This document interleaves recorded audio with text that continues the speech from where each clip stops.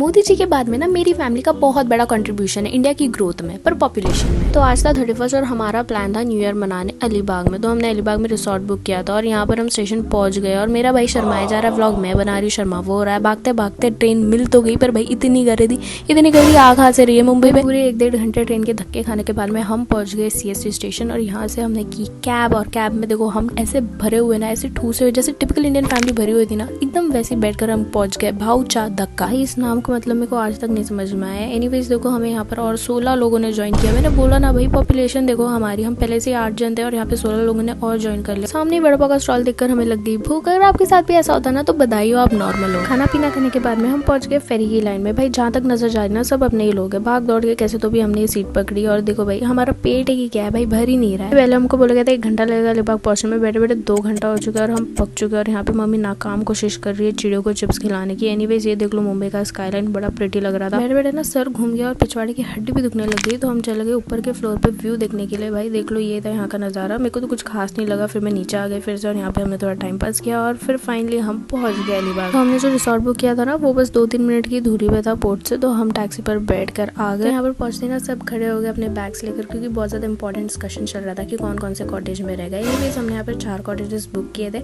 And ये जो ऊपर देख रहे हो ना आप, यहाँ पर हम लोग रहने वाले थे। तो मैं चले गई वहाँ पे अपने बैग्स रखने के लिए। बैग्स रखने के बाद में हमने किया चाय नाश्ता एंड देन उसके बाद हम चले गए बीच पर। तो गाइस हमने जो रिसोर्ट बुक किया था ना उसके पीछे एक बीच है and guys it's like a private beach, क्योंकि यहाँ पे रिसोर्ट वालों के अलावा ना कोई भी नहीं आता। यहाँ से उतरते टाइम ना बहुत सारे लोगों को चोट भी लगी, but guys this was worth it. भाई इतना शांत बीच, यहाँ पे हमने बहुत मजे किए, बहुत खेले। एनीवे शाम होने के बाद में हम पहुंच गए अपने cottage. So this was our cottage, मैंने आपको पहले दिखाया नहीं था।